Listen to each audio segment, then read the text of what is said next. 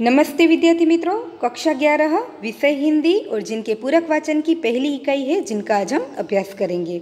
यदि आप चाहें तो आपकी पाठ्यपुस्तक में से भी यह पूरा टॉपिक पढ़कर उनकी समझूती प्राप्त कर सकते हैं। सबसे पहले देखिए तो यह जो गद्य है उनका शीर्षक है गुड गुड माय सन और इनका साहित्य प्रकार है विज्ञान कथा और इनके लेखक है रविंद्र अंधारिया जी। इस गद्य की समझूती से पहले लेखक का थोड़ा परिचय देखें तो डॉक्टर रविंद्र अंधारिया जी का जन्म भावनगर गुजरात में हुआ था और उनकी शिक्षा दीक्षा भावनगर, लोकभारती, सणोसरा एवं वल्लभ विद्यानगर में हुई है। तो भावनगर में शिक्षक प्रशिक्षण महाविद्यालय में वे सेवारत भी रहे हैं। उन्होंने उच्च शिक्षा से संबंधित कई लेखन कार्य भी किए हैं। तो उनसे हमें वर्तन विश्लेषण, शिशु संदर्भ, बाल कथा संग्रह, प्रश्न कथाएँ, विज्ञान कथा संग्रह, रोमांचक विज्ञान कथाओं जैसी पुस्तकें भी उन्होंने प्रकाशित की है, जो पुस्तकें हमें उनसे प्राप्त होती हैं। तो रविंद्र अंधारिया जी अनेक पुरस्कारों से सम्मानित भी कहेंगे। उन्होंने कई टॉपिक पर अपनी कलम चलाई है जिनकी वजह से उन्हें कई पुरस्कारों से सम्मानित भी किया गया है। तो उनकी यह जो गद्य रचना है उनके बारे में हम चर्चा करें तो उनका नाम है गुड गुड माय सन। यह एक विज्ञान कथा है जिसमें प्रोफेसर रमन नाम के एक पात्र है और जिन्होंने आविष्कृत रोबोट के जीवन व्यवहारों के कार्यों का अद्भुत वर्णन किया है। प्रोफेसर रमन नाम के जो यहाँ पर पात्र है उन्होंने एक रोबोट का निर्माण किया है और वे रोबोट के जीवन व्यवहार के कार्यों का भी वर्णन है। तो साथ साथ वर्तमान समय में रोबोट के लाभ और सीमाओं का हास्यपूर्ण यहाँ पर वर्णन किया है। यहाँ पर प्रोफेसर रमन नाम की व्यक्ति ने एक रोबोट का निर्माण किया है और वे उनके जीवन व्यवहारों में उनकी किस प्रकार सहायता करते हैं। तो अंत में उनके जीवन व्यवहारों में आए रोचक परिवर्तनों का भी यहाँ पर अद्भुत वर्णन किया है। तो साथ साथ हम देखें तो इस कथा में रोबोट द्वारा भविष्य में किए जा सकने वाले कार्यों की वर्तमान में रोचक कल्पना का यहाँ वर्णन किया गया है। तो विद्यार्थी मित्रों, यह एक प्रकार से विज्ञान कथा हुए भी कहीं कहीं हमें हास्य उत्पन्न होता है। हास्य उत्पन्न करने वाली यह एक गद्य रचना है और इनको समझने के साथ साथ यहाँ कठिन शब्दों को भी देखते जाएंगे और यह जो गद्य रचना है उनकी समझूती अब हम प्राप्त करते हैं। सबसे पहले आप देखेंगे तो यहाँ लिखा है कि जमुना दास ने दरवाजे पर दस्तक दी। जमुना दास जी प्रोफेसर रमन के काका के रूप में है और वे उनके घर पर आते हैं, इसलिए दरवाजे पर दस्तक देते हैं। तो प्रोफेसर रमन ने दरवाज़ा खोला। यहाँ पर शब्द प्रोफेसर है। प्रोफेसर रमन ने क्या किया? दरवाज़ा खोला। आइए आइए जमन काका, वेलकम। कहिए कैसे आना हुआ? रमन ने खुशी व्यक्त की। जब उनके चाचा उनके घर पर आते हैं तो उनको देखकर उन्हें अधिक खुशी हुई। सोफा पर बैठकर जमन काका ने घर भर में निरीक्षण किया। नोट किया कि घर में किसी भी प्रकार की कोई चहल पहल नहीं है, यानी कोई भी प्रकार की आवाज़ नहीं सुनाई दे रही है। उन्होंने पूछा कि बेटा रमन, इस प्रकार कब तक अपनी रोटी अपने आप सेकते रहोगे? यानी तुम शादी क्यों नहीं कर लेते? कब तक अकेले अपना जीवन चलाते रहोगे? तब वे कहते हैं प्रोफेसर रमन कि लेकिन मैंने कहाँ अपनी रोटी अपने आप सेकता हूँ। तो जमन काका कहते हैं कि मतलब क्या तुमने शादी कर ली? जमुना दास जी का चेहरा विस्मयादक बोधक चिन्ह बन गया, यानी उन्हें काफ़ी आश्चर्य हुआ। जब वे प्रोफेसर रमन के घर आए थे, रमन ने उनका स्वागत किया। घर में किसी प्रकार की चहल पहल न देखकर जमुना दास काका समझ गए कि रमन ने अभी तक शादी नहीं की है। तो उन्होंने शादी की बात की तो रमन ने वे बात टाल दी और टे टूटी माय सन पुकार कर आवाज़ दी। यहाँ हम देखें तो उनके घर का माहौल देखकर जो जमुना दास जी है वे आश्चर्यचकित हो जाते हैं।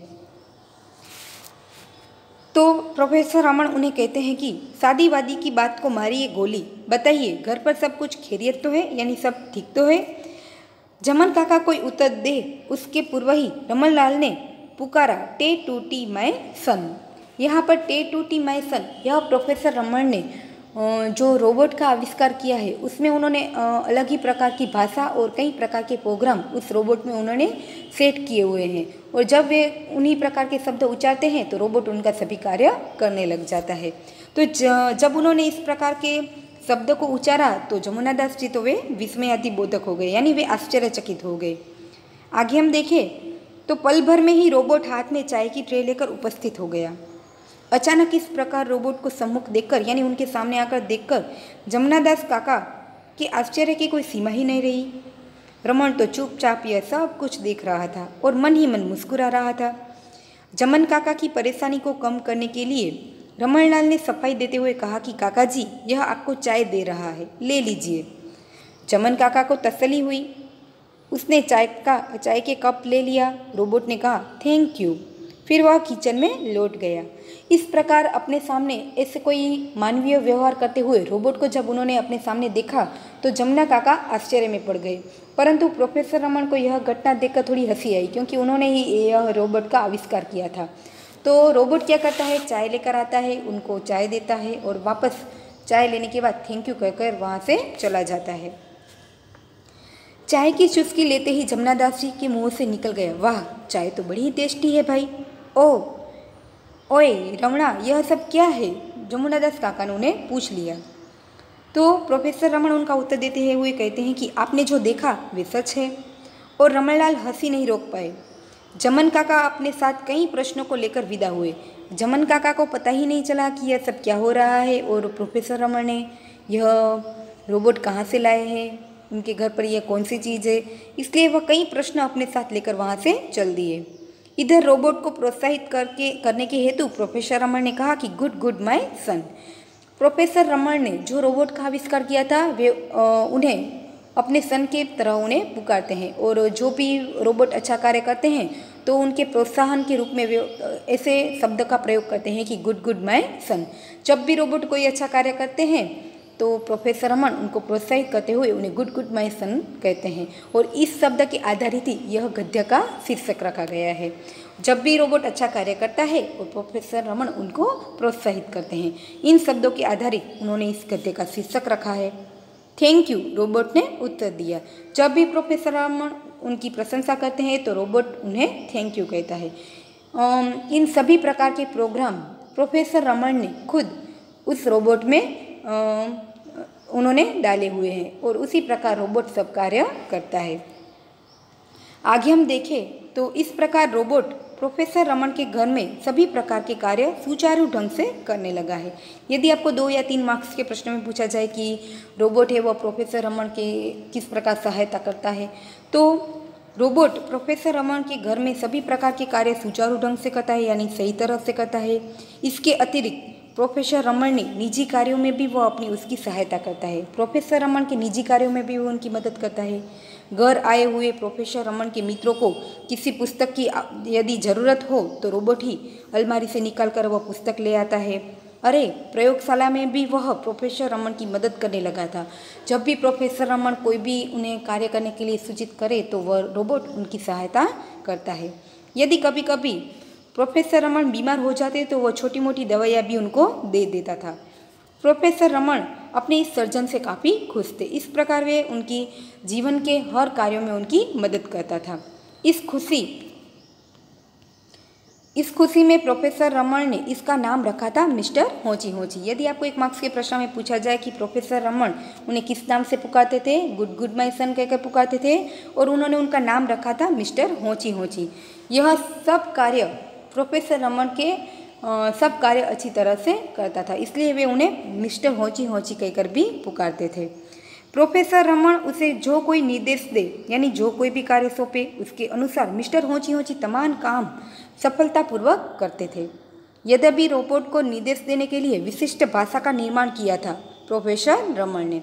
जब प्रोफेसर रमन ने वह रोबोट का निर्माण किया तब विशिष्ट भाषा का उनमें प्रोग्राम इंस्टॉल कर रखा था। मिस्टर होची होची बड़ी भाषा समझता था, अन्य कोई भी नहीं।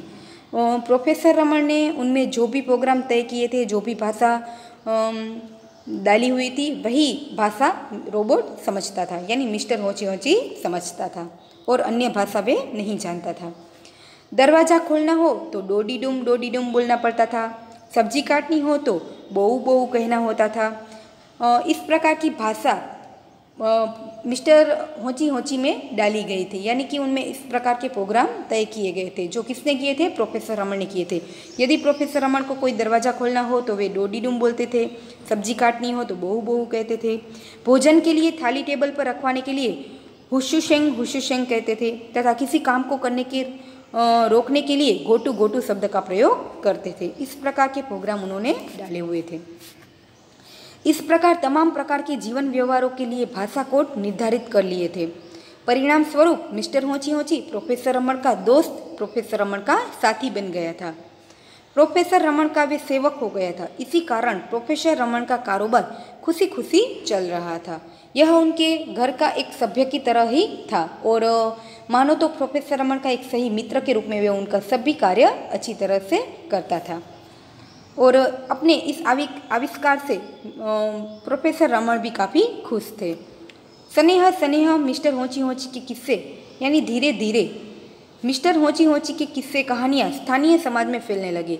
सभी लोगों को पता चल गया कि प्रोफेसर रमन ने एक ऐसे रोबोट का आविष्कार किया है जो उनका सभी तरह का कार्य करता है, उनके मित्र की तरह उनके साथ, परिवार के सभ्य की तरह उनके साथ रहता है। उनकी प्रशंसा समाज में फैलने लगी तो मिस्टर होची होची की मांग बढ़ने लगी। खर्च की कोई चिंता नहीं, बस हमें मिस्टर होची होची चाहिए। सभी का एक ही नारा था, हमें चाहिए। इस प्रकार के प्रस्तावों का तांता लग गए, यानी सभी लोग इस प्रकार की मांग करने लगे कि चाहे पैसे जितने भी लगे हमें ऐसे मिस्टर होची होची चाहिए। प्रोफेसर रमन का सबके लिए एक ही उत्तर था, यह रोबोट अपनी प्रयोगावस्था में है, इसमें कई प्रकार के संशोधन यानी खोज और परिमार्जन करने अभी शेष है यानी बाकी है। 2-1 साल के पश्चात यानी बाद हम आपके प्रस्ताव पर सोचेंगे। जो व्यक्ति प्रोफेसर रमन से ऐसे रोबोट की मांग करता उन्हें प्रोफेसर रमन यही उत्तर देते थे कि अभी यह प्रयोगावस्था में है, जब भी उनमें और खोज हो जाएगी तो हम आपके प्रस्ताव पर विचार करेंगे। कॉलेज का कार्य पूर्ण करके प्रोफेसर रमन घर लौटे। कॉल बेल के लिए बटन दबाया पर दरवाजा न खुला। सभी प्रकार के कार्य रोबोट करता था, परंतु जब भी प्रोफेसर रमन अपने कार्य पूर्ण करके कॉलेज से कार्य पूर्ण करके घर लौटते तो दरवाज़ा खटखटाते तो रोबोट उनके लिए दरवाज़ा खोलता और वे उन्हें थैंक यू कहते तो वे उनका आभार मानता। परंतु एक दिन अचानक से ऐसा हुआ कि कॉलेज के कार्य पूर्ण करने के बाद प्रोफेसर रमन घर आए, कॉल बेल के लिए बटन दबाया पर दरवाज़ा न खुला। आमतौर पर प्रोफेसर रमन लाल के कॉल बटन दबाने पर तुरंत ही मिस्टर होची होची दरवाज़ा खोलता था और वेलकम सर कहकर उसका स्वागत करता था, किंतु आज 5-6 बार कॉल बेल बजाने पर भी दरवाज़ा न खुला तो प्रोफेसर रमन बहुत ही गहरी सोच में पड़ गए। अरे मिस्टर होची होची को क्या हो गया है, उसने दरवाज़ा क्यों नहीं खोला? आखिर प्रोफेसर रमन ने अपने हैंडबैग से चाबियाँ निकाली और दरवाज़ा खोला। वे काफ़ी गहरी सोच में पड़ गए कि आज अचानक ऐसा क्या हो गया है कि उन्होंने दरवाज़ा नहीं खोला। ओहो ओहो, क्या बात है यार, मेरे मिस्टर होची होची सोफा पर विराजमान होकर आराम से टीवी देख रहे हैं। उधर टॉम एंड जेरी के पराक्रम देखने का लुत्फ उठा रहे हैं यानी आनंद उठा रहे हैं। जैसे ही वे दरवाज़ा चाबियों से खोलकर अंदर आए तो उन्होंने एक अलग ही नज़ारा देखा कि रोबोट तो क्या कर रहा है, यानी मिस्टर होची होची तो सोफे पर बैठकर टॉम एंड जेरी का प्रोग्राम टीवी में देख रहे हैं। यह नज़ारा देख प्रोफेसर रहमान गहरी सोच में पड़ गए। वह चुपके चुपके उसके पास पहुँचे। एकदम नज़दीक पहुँचकर फुसफुसियाने स्वर में बोले कि मिस्टर होची होची। तो अचानक प्रोफेसर रमन की आवाज़ सुनकर मिस्टर होची होची संकेत में आ गए। प्रोफेसर रमन को एकदम पास में खड़े हो देखकर वह फटाक से खड़े हो गए। गुड इवनिंग सर कहकर वे खड़ा रह गया। प्रोफेसर रमन ने टे टूटी कहा तो मिस्टर होची होची किचन की ओर चला गया। यह देख प्रोफेसर रमन की चिंता के बादल हट गए, यानी वे उनके मन में जो प्रोफेसर रमन के मन में जो रोबोट के प्रति जो चिंता थी वे दूर हो गई, क्योंकि जैसा ही उन्होंने बोला रोबोट फिर से काम करने लग गया। मिस्टर होची होची में उसे कोई विशेष गड़बड़ नज़र नहीं आई तो मेरा दोस्त सयाना ही है, ऐसा सोचते सोचते उसने आराम से चाय P. Good good my son कहकर उसकी पीठ थपथपाई। थैंक यू कहकर मिस्टर होची होची ने भी अपनी प्रसन्नता व्यक्त की। पहले तो प्रोफेसर रमन जब घर में आए तो अलग नज़ारा देखकर वे गहरी सोच में पड़ गए थे, परंतु जैसे ही वे उनके पास जाकर उनको बुलाते हैं तो रोबोट फिर से सभी कार्य करने लग जाता है, तो उनकी चिंता दूर हो जाती है और पहले की तरह ही वे सभी कार्य करने लग जाता है। इस प्रकार दिन गुजरते गए। घर आने वाले परिचित अपरिचित मेहमानों को मिस्टर होची होची का प्रशंसात्मक परिचय देते हुए उनका हृदय बाँछों उछलता था, यानी यह एक मुहावरा है। वे काफ़ी अत्यंत प्रसन्न होते थे। उनके घर पर आने वाले जब रोबोट का यानी मिस्टर होची होची की प्रशंसा करते थे तो उनके बारे में माहिती देने में वे काफ़ी प्रसन्न होते थे। आज कॉलेज से लौटते समय प्रोफेसर रमन के स्कूल के साथ एक मनमोजी युवक ने अपनी बाइक टकरा दी। यानी मनमोजीला एक व्यक्ति ऐसा था जिन्होंने प्रोफेसर रमन के साथ बाइक टकरा दी। इत्तेफाक से प्रोफेसर रमन को गहरी चोट नहीं पहुंची, पर स्कूटर को थोड़ा नुकसान हुआ। प्रोफेसर रमन आग बबूला उठे, यानी वे क्रोधित हो गए। क्रोधावस्था में ही वे जब घर पहुंचे, कॉल बेल का बटन दबाया पर दरवाज़ा नहीं खुला। फिर से दूसरी बार ऐसा हुआ। 2-4 बार जोर से बटन दबाया पर फिर भी दरवाज़ा न खुला। अब प्रोफेसर रमन का पारा चढ़ गया, यानी वे अत्यंत क्रोधित हो गए। उन्होंने चीख कर मिस्टर होंची होंची कहकर पुकारा, फिर भी दरवाज़ा न खुला। अतः उन्होंने हुक्म दिया, डोडी डुम। इतने प्रयत्नों के बावजूद भी जब दरवाज़ा न खुला तो उनका क्रोध 7वें आसमान पर पहुंच गया, यानी कि वे काफ़ी गुस्से हो गए। हैंडबैग से चाबियां निकालकर उसने फटाक से दरवाज़ा खोला। मिस्टर होंची तो दुनियादारी से पूर्णतः बेखबर टीवी के शो देखने में व्यस्त थे। प्रोफेसर रमन घर में प्रवेश कर चुके हैं, फिर भी उस ओर उनका ध्यान नहीं गया। अतः गुस्से में पैर पटकते हुए प्रोफेसर रमन मिस्टर होंची के निकट जा पहुँचे और चिल्लाए कि मिस्टर होंची। यहाँ पर देखिए तो फिर से मिस्टर होंची दूसरे दिन भी वही प्रकार में थे, परंतु पहले ऐसे कभी नहीं हुआ था। जब भी प्रोफेसर रमन घर आते थे, कॉल बेल बजाते थे, वे उनका स्वागत करता था। परंतु कई बार ऐसा हुआ कि वे घर आते, कॉल बेल बजाते, लेकिन वे दरवाज़ा नहीं खुलता। और जब भी वे अपनी हैंडबैग से चाबियां निकालकर दरवाज़ा खोलकर घर पर जाते हैं तो उन्हें अलग ही नज़ारा दिखाई देता है कि रोबोट है वह सोफे पर लुढ़के हुए टीवी का शो देखते हैं। यह देखकर उन्हें काफ़ी क्रोध हुआ। एक तो उनकी बाइक टकरा गई थी उनकी वजह से, और पारा चढ़ गया था। और जब उन्होंने रोबोट में परिवर्तन देखा तो और भी उन्हें गुस्सा आ गया। यह सुनते ही मिस्टर होंची की मानो नींद टूटी। वह सड़क से खड़े हो गए, गुड इवनिंग सर कहकर आदेश का इंतजार करने लगे। दररोज की तरह जब उन्हें कोई आदेश मिलता तो वे कार्य करते, उसी प्रकार मिस्टर होंची उनके सामने खड़े रह गए। किंतु मिस्टर होंची की गुड इवनिंग सर की आवाज़ में उसने उपहास की बू महसूस की, यानी कि एक प्रकार की उपहास नजर आई। वैसे भी प्रोफेसर रमन पहले से ही गुस्से में तो थे, किंतु घर आने पर मिस्टर होंची के इस व्यवहार ने उसके गुस्से की आग को हवा दे दी, यानी उन्हें और क्रोध हुआ। परिणाम स्वरूप प्रोफेसर रमन ने मिस्टर होंची के चेहरे पर जोरदार थप्पड़ जमा दी। उनका गुस्सा इतना बढ़ गया था कि बिना सोचे समझे उन्होंने क्या किया, उन पर थप्पड़ लगा दी। लेकिन दूसरे ही क्षण में मिस्टर होंची ने भी प्रोफेसर रमन के मुंह पर जोरदार की थप्पड़ जमा दी। प्रोफेसर रमन तो लुढ़क गए, यानी वे तो गिर गए। आंखों के सामने अंधेरा छा गया, यानी वे बेहोश हो गए। मिस्टर होंची तो मानो कुछ भी हुआ ही नहीं है, इस प्रकार बहुत भूत बनकर खड़ा रह गए। भूत बनकर यानी मूर्ति के समान खड़े रह गए तथा अन्य आदेश की प्रतीक्षा में व्यस्त हो गए। प्रोफेसर रमन मुश्किल से खड़े हुए और उसका सिर चकरा रहा था, यानी उन्हें जोर की थप्पड़ लगने से वह उनका शरीर कमजोर पड़ गया। जैसे तैसे सोफा तक पहुंचे और इस पर लुढ़क गए। वहां से ही भय की हल्की सी सिहरन महसूस करते हुए वे वहीं से बोले, टे टूटी माय सन। मिस्टर होंची किचन की ओर चलने लगे। यह देख प्रोफेसर रमन का ढाढ़स बंधा, यानी उन्हें थोड़ी हिम्मत हुई कि नहीं, अब दूसरी थप्पड़ नहीं पड़ेगी। फिर भी उसके मन में मिस्टर होंची के ऐसे व्यवहार में आए हुए परिवर्तन को लेकर काफ़ी व्यग्रता बढ़ गई, यानी वे काफ़ी बेचैन हो गए। चिंता की तरंगें ज्वार में बदल जाती, उसके पहले ही चाय आ गई। वे अधिक सोचते उनसे पहले ही मिस्टर होंची उनके लिए चाय लेकर आते हैं। लिज्जतदार चाय की चुस्की लेते मन प्रसन्नता से भर गया। एक तो वे क्रोधित थे और मिस्टर होंची का ऐसा व्यवहार देखते वे काफ़ी क्रोधित हो गए थे, परंतु जैसे ही मिस्टर होंची चाय देते हैं, चाय की चुस्की लेते ही वे थोड़ा रिलैक्स हुए। चिंता के बादल एकदम नरादर, यानी चिंताएं तो अभी उन्हें खाई ही जा रही थी कि ऐसा क्या हो रहा है, मानो कुछ भी अप्रत्याशित हुआ ही नहीं है, ऐसा हल्का फुल्का माहौल हो गया। चाय खत्म करके प्रोफेसर रमन मिस्टर होंची की शुक्रिया अदा करने के लिए उठ खड़े हुए तथा मिस्टर होंची के सम्मुख पहुंचे। Good my son. अभी वाक्य पूरा भी नहीं हुआ था कि सड़ाक सी आवाज़ करती हुई थप्पड़ प्रोफेसर रमन के गाल पर दूसरी पड़ गई। यह करारा तमाचा मारकर मिस्टर होंची बूथ सा खड़ा रह गया।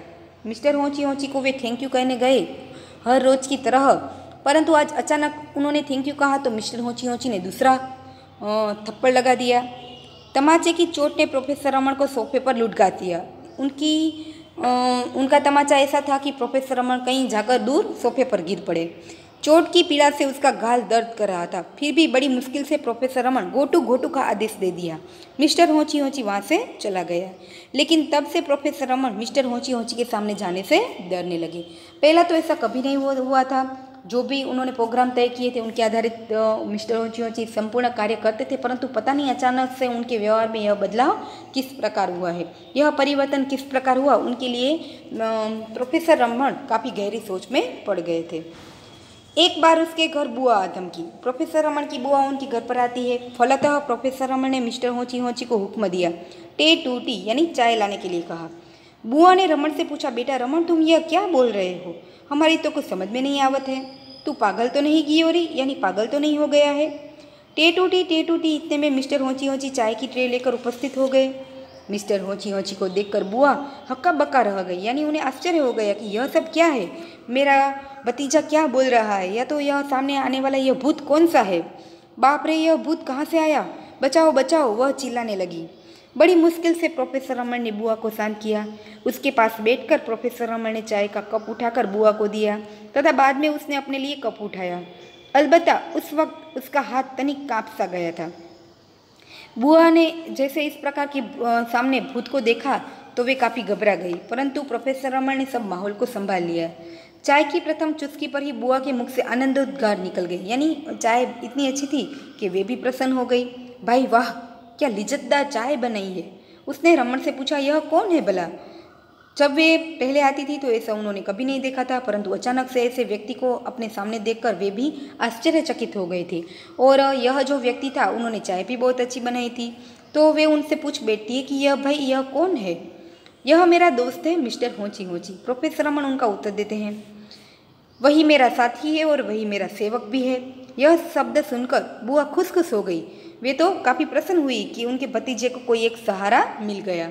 वह मिस्टर होची होची की प्रशंसा करने लगी। बुआ की खुशियाँ को देखकर मिस्टर होची होची को धन्यवाद देते हुए खड़े हो गए। उसकी पीठ पर अपना हाथ रखकर वह ज्यों ही गुट गुट बोलने लगे कि उसी क्षण मिस्टर होची होची के दाहिने हाथ से एक जोरदार तमाचा उसके गाल पर सड़क पड़ गया। वह तो डगमगा कर गिर पड़े। यह देख बुआ को गुस्सा आ गया। गुस्से की मारी वह चिल्लाई कि हरामजादे, तुमने मेरे भतीजे को पीटा, देख अब मैं तुम्हारा क्या हाल करती हूँ। चिल्लाते हुए वो मिस्टर होची होची को पीटने के लिए उसके सम्मुख जा पहुंची। इतने में तो उसके गाल पर भी मिस्टर होची होची के बाएं हाथ की करारी थप्पड़ जा लगी। सड़क बुआ बेचारी गेंद की भांति लुढ़क गई। बुआ को तो लुढ़कते देख प्रोफेसर रमन को उन पर तरस आया और उसने तुरंत आदेश दिया कि घोटू, और मिस्टर होची होची चुपचाप वहाँ से चल दिए। टप टप टप। मिस्टर होची होची क्या करता है, उनके सामने जो भी आता है उनको वे जब भी कोई उनकी प्रशंसा करता है तो उनको थप्पड़ लगा देते हैं। जब उनके घर पर प्रोफेसर रमन के घर पर उनकी बुआ आई तो यह सब देखकर वे भी आश्चर्यचकित हो गई थी, परंतु उनके हाथ की चाय पीकर वे आनंद हो गई थी। इसलिए जब वह उनका प्रोफेसर रमन और उनकी बुआ जब उनकी प्रशंसा करने जाते हैं तो दोनों को एक एक थप्पड़ लगती है। यह सब देखकर प्रोफेसर रमन और चिंता में पहुंच जाते हैं। बुआ बड़बड़ाती हुई खड़ी हुई, निगोड़ी सल्ला, हरामी की औलाद, मुझे भी पीटता है, नास पीटा, यानी चला जाए यहाँ से। बेटा रमन, ऐसा तो कोई दोस्त होता है भला, चल अभी मुझे बस अड्डे तक पहुँचा दे, मैं यहाँ दिन भर भी रुकना नहीं चाहती, यानी क्षण भर यानी क्षण मात्र भी मैं अब यहाँ नहीं रुक सकती। बुआ यह सब देखकर वापस लौट जाती है। प्रोफेसर रमन ने बुआ जी को समझाने मनाने की काफ़ी कोशिश की, लेकिन बुआ तस से मस नहीं हुई। तस से मस न होना यह मुहावरा है, यानी अपनी बात पर वे अडिग रही। वे वापस चली गई। फिर तो सब कुछ ठीक ठाक चलने लगा। फिर भी प्रोफेसर रमन मिस्टर होची होची की थप्पड़ मारने की आदत से काफ़ी चिंतित रहने लगे। उसकी समझ में नहीं आ रहा था कि ऐसा कोई प्रोग्राम मैंने मिस्टर होची होची यानी रोबोट में इंस्टॉल नहीं किया है, फिर भी यह ऐसा बेहुदा व्यवहार क्यों करते हैं। प्रोफेसर रमन की नींद हराम हो गई, यानी वे गहरी चिंता में डूब गए। अब मिस्टर होची होची को कैसे समझाया जाए, यह प्रश्न उनकी नींद को हराम करने लगा। उसने रोबोटिक साइंस के अद्यतन ग्रंथों का भी अनुशीलन कर लिया, यानी कई प्रकार की ऐसी रोबोट बनाने वाली जो पुस्तकें हैं, ग्रंथ हैं, उनका भी अभ्यास किया। इंटरनेट पर घंटों व्यय किए, यानी इंटरनेट पर भी उन्होंने कहीं ऐसी खोज की। अन्य रोबोट वैज्ञानिकों की कोई मेल किए, जो भी रोबोट बनाने आविष्कार करने वाले जो वैज्ञानिक थे उनको भी उन्होंने बात की। इंस्टॉल किए गए तमाम प्रोग्राम अनुसार तो मिस्टर होची होची कार्य कर ही रहा था, लेकिन यह थप्पड़ वाला नया कार्य वह किस प्रोग्राम के तहत करने लगा है, यह उसकी समझ में नहीं आ रहा था। वस्तुतः मिस्टर होची होची एक प्रकार का यंत्र ही तो था, तो अब यह यंत्र मानव कैसे बन गया। लाख कोशिशों के बावजूद भी जब उसे उत्तर नहीं मिला तो उसने देश के प्रसिद्ध वैज्ञानिक तथा अपने गुरु प्रोफेसर कबीर काका की मुलाकात करने का निर्णय किया। यद्यपि कबीर काका नामी वैज्ञानिक थे, किंतु उनका बच्चे बच्चे को वैज्ञानिक बनाने का एक मिशन था, यानी उनका एक लक्ष्य था कि वे छोटे से छोटे बच्चे को वे वैज्ञानिक बनाएंगे। लिहाजा साइंस सिटी बनाकर वे उसी कार्य में व्यस्त रहते थे। यह प्रोफेसर कबीर काका जो है वे एक बहुत ही प्रसिद्ध वैज्ञानिक थे। उनसे उनकी राय लेने के लिए उन्होंने तय किया। अपॉइंटमेंट लेकर प्रोफेसर रमन साइंस सिटी पहुंचे तो वहां पर कबीर काका उसकी प्रतीक्षा कर रहे थे। आओ डॉक्टर रमन, कैसे आना हुआ? इसके उत्तर में प्रोफेसर रमन ने मिस्टर होची होची की नई हरकतों के विषय में सुनाया। अब तो वह स्वयं में टीवी ऑन करके सोफा पर लुढ़क बैठे बैठे आराम से टीवी देखता है। बेशक इस प्रकार का कोई भी प्रोग्राम मैंने इसमें इंस्टॉल नहीं किया है। अब तो वह उनके सामने आने वाले को भी पीटने लगा है। बात अधूरी छोड़ देते हैं। जब कबीर काका को उन्होंने बताया था तो वे उनसे मिलने के लिए जाते हैं और कबीर काका उनका ही इंतजार कर रहे थे। उनका स्वागत करते हुए उन्होंने प्रोफेसर रमन से पूछा कि यह सब क्या है। तो प्रोफेसर रमन उनके साथ हुए सभी व्यवहारों की बात उनको बताते हैं कि मैंने एक रोबोट का आविष्कार किया है। वे सुचारू ढंग से मेरा सभी कार्य करता था, परंतु अचानक पता नहीं मैंने कोई भी प्रोग्राम उनमें ऐसा इंस्टॉल नहीं किया है, फिर भी वह ऐसा वर्तन क्यों करता है, उनके बारे में उन्हें कोई समझ नहीं आ रही थी। कबीर काका ने उसे बीच में ही रोककर पूछा, यह तुम क्या कह रहे हो? सबको पीटता है, इनका क्या मतलब है? सुनिए, मैं जरा विस्तार से कहूँ। प्रोफेसर रमन ने स्पष्टता करना शुरू किया। बात यह है कि जब से उसका थप्पड़ कांड शुरू हुआ है तब से भी जो भी उसके सामने आकर खड़ा होता है उसको वह अपने दाएं हाथ से जोरदार थप्पड़ जमा देता है। तो कबीर काका कहते हैं कि अच्छा, मुझे एक बात बताइए कि मिस्टर होची होची में आपने जो भी प्रोग्राम इंस्टॉल किए हैं उनमें मारपीट संबंधित कोई प्रोग्राम इंस्टॉल किए थे? ना जी सर, प्रोफेसर रमन ने कहते हैं कि ना जी सर, कभी भी नहीं। इसी कारण मिस्टर होची होची के इस प्रकार के व्यवहार से डर लगने लगा है। दुखद बात तो यह है कि इस दुर्व्यवहार का श्री गणेश भी उसने मुझसे ही किया है। सबसे पहले थप्पड़ उन्होंने मुझ पर ही जमाई है। वे कहते हैं कि नहीं, मैंने ऐसा कोई भी थप्पड़ कांड वाला प्रोग्राम उनमें इंस्टॉल नहीं किया है। और दुख बात तो यह की है कि उन्होंने यह थप्पड़ कांड का कार्यक्रम मुझसे ही शुरू किया है। ओह, क्या बात करते हैं आप, आपको भी? प्रोफेसर कबीर काका सोच में पड़ गए। कुछ देर सोचने के बाद उन्होंने एक और प्रश्न किया, टीवी ऑन ऑफ करने का कोई प्रोग्राम आपने इनमें इंस्टॉल किया था? तो प्रोफेसर रमन कहते हैं, ना जी। क्या उसकी उपस्थिति में आपने कभी टीवी ऑन ऑफ किया था? हाँ, अनेक बार, किंतु उसने पहले कभी टीवी ऑन ऑफ नहीं किया था। एक दिन अचानक ही उसने टीवी ऑन किया। वैसे तो उस वक्त मैं वहाँ उपस्थित भी नहीं था। जब कबीर काका उन्हें पूछते हैं कि क्या आपने उनमें टीवी ऑन करने का कोई प्रोग्राम डाला था, तो प्रोफेसर रमन कहते हैं नहीं। तो वे उन्हें पूछते हैं कि आपने उनके सामने ऐसे टीवी ऑन किया था, तो वे कहते हैं कई बार। परंतु वे कहते हैं कि जब उन्होंने पहली बार टीवी ऑन किया तब तो मैं वहाँ हाजिर भी नहीं था। प्रोफेसर रमन का यह उत्तर सुनकर प्रोफेसर कबीर काका गंभीर हो गए। वे भी गहरी सोच में पड़ गए। दत्तचित होकर कुछ सोचने लगे, यानी वे काफ़ी गहरी सोच में पड़ गए। फिर अचानक ही वे अट्टहास करके आहा आहा आहा, प्रोफेसर कबीर को ऐसा अत्यासित व्यवहार देख प्रोफेसर रमन ताजुब रह गए। किंतु प्रोफेसर कबीर के चेहरे पर तो आनंद छा गया। वे क्या करते हैं, एक दिमाग लगाते हैं और अचानक से वे उन्हें कुछ आइडिया सूझता है और वे आनंदित हो जाते हैं। अंततः उन्होंने कहना शुरू किया, प्रोफेसर रमन चलिए, मुझे अपने घर ले चलो। घर जाकर क्या क्या करना है इस बारे में मैं सभी निर्देश उन्होंने प्रोफेसर रमन को रास्ते में ही समझा दिए। साथ ही साथ सावधान भी किया कि देख भाई, यह एक एक्सपेरिमेंट ही है, हम सफल भी हो सकते हैं, असफल भी हो सकते हैं। किंतु प्रोफेसर रमन तो किसी भी प्रकार का जोखिम उठाने को तैयार थे। कबीर काका ने एक आइडिया तय किया और उन्होंने कहा, रास्ते में उन्होंने कहा कि तू मुझे अपने घर ले चल। और जब वे दोनों अपने घर गए तब उन्होंने बीच में रास्ते में कहा कि हम एक एक्सपेरिमेंट ही कर रहे हैं, उनमें हम सफल भी हो सकते हैं और असफल भी। जैसा मैं तुमको कहता हूँ उसी प्रकार तुम्हें कार्य करना है। और प्रोफेसर रमन तो कोई भी कार्य करने के लिए तैयार थे, क्योंकि मिस्टर होची होची के इस प्रकार की कांड से वे काफ़ी चकित थे। इसलिए कोलबेल बजी, कोलबेल गूंज उठी। मिस्टर होची होची बाकायदा दरवाज़ा खोला। प्रोफेसर रमन का तनाव कुछ कम हुआ कि आज अचानक उन्होंने दरवाज़ा खोल दिया।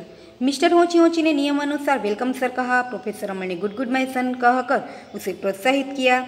मिस्टर होची होची अपनी नियत जगह पर जाकर खड़े हो गए। प्रोफेसर रमन ने टेटूटी का हुक्म दिया। कुछ ही देर में चाय लेकर मिस्टर होची होची उपस्थित हुए। दोनों ने आराम से चाय पी, तब जाकर उनका ध्यान टीवी की ओर गया। स्क्रीन पर ईद ए मिलाद का दृश्य आ रहा था। उन्होंने समझ लिया कि मिस्टर होची होची ने टीवी ऑन किया होगा, तब टीवी दर्शन कर रहा होगा।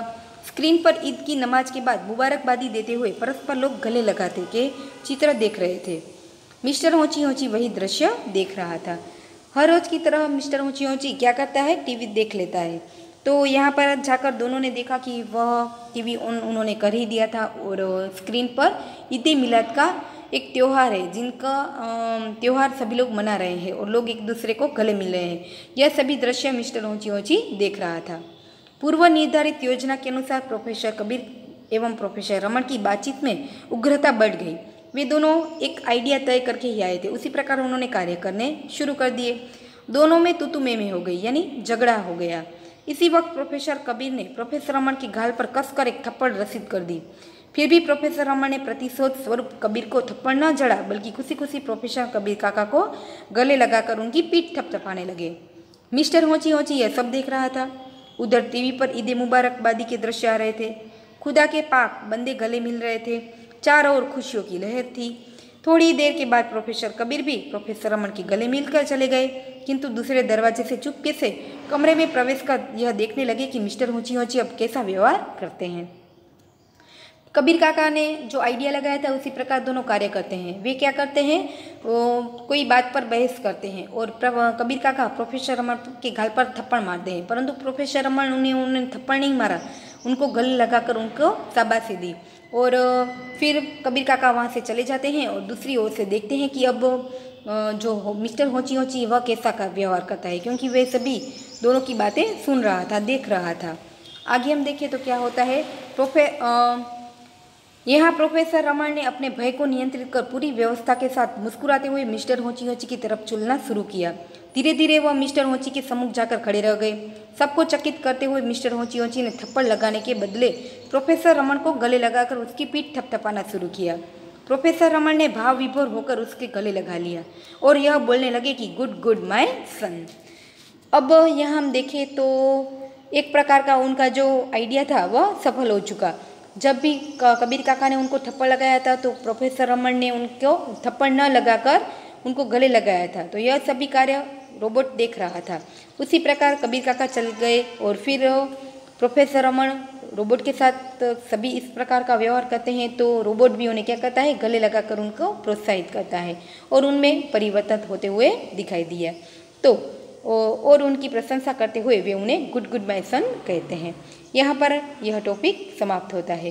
तो देखिए कि लेखक का यहाँ एक प्रकार का उद्देश्य क्या है, तो जो भी एक आज की टेक्नोलॉजी है, रोबोट के कार्यों और उनके जीवन व्यवहार में आए रोचक परिवर्तनों को उन्होंने हमें समझाया, तो साथ साथ रोबोट द्वारा भविष्य में किए जा सकने वाले कार्यों की वर्तमान में एक रोचक कल्पना भी यहाँ पर दी गई है। आज आप सभी लोग टीवी देखते हैं जिनमें इस प्रकार की टेक्नोलॉजी हमारे सामने आज मौजूद भी है और एक प्रकार की यह विज्ञान कथा हमारे सामने यहाँ लेखक ने रखी हुई है कि जो रोबोट है वह उनमें प्रोग्राम इंस्टॉल करने पर वह किस प्रकार कार्य करता है और अचानक उनके व्यवहारों में परिवर्तन आता है, तो प्रोफेसर रमन ने उनमें किस प्रकार परिवर्तन लाया, इन सभी बातों को यहाँ पर समझाया गया है। तो यह कथा विज्ञान कथा होने के साथ साथ भी कहीं कहीं हमें हास्यात्मक रूप भी नजर आती है। यह इकाई यहाँ समाप्त होती है। यदि आप चाहें तो अपनी पाठ्यपुस्तक के द्वारा एक बार पढ़कर भी इनकी समझूती प्राप्त कर सकते हैं। नमस्ते, थैंक यू।